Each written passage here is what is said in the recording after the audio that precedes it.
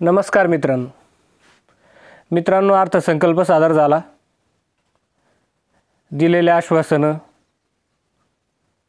मोठी सरकारच्या माध्यमातून आश्वासनं देण्यात आली।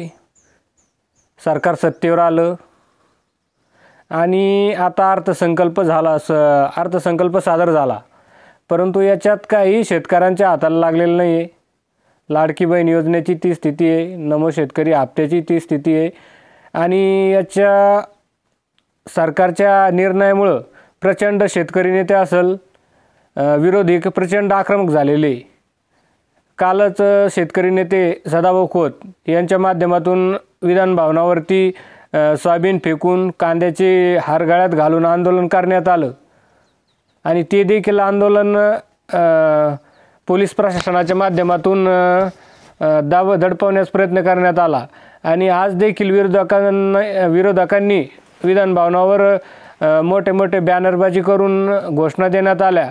शेतकरी कर्जमाफी करा या मुद्दा लावून धरलेला आहे आणि आता प्रचंड विरोधक देखील शेतकरी नेते देखील आक्रमक झालेले। परंतु आता खरंच कर्जमाफी होणार का आणि याची अपेक्षा आता शेतकऱ्यांनी करावी का, हा देखील प्रश्न आहे। कारण की आता अर्थसंकल्प सादर झालेला आहे, आता आणखीन याच्यावरती सरकार काय पाऊल उचलत ते बघण्यासारखं आहे। तर मित्रांनो, विधिमंडळामध्ये अधिवेशन चालू असताना, सुरुवात झालेल्या असताना म्हणावं तसं आक्रमक भूमिका या विरोधकांच्या माध्यमातून घेण्यात आली नाही, शेतकरी नेत्यांच्या माध्यमातून घेण्यात आली नाही आणि प्रचंड जर याच्यावरती जोर लावून धरला असता तर कुठेतरी या अर्थसंकल्पामध्ये शेतकऱ्यांना दिलासा मिळाला असता, पण तसं काही त्यावेळेस घडलं नाही। आता प्रचंड आक्रमक झालेले आहे, परंतु आता बजेट सादर झालेलं आहे। आता याच्यावरती काय पुढं समोर येतं आहे ते बघण्यासारखं आहे।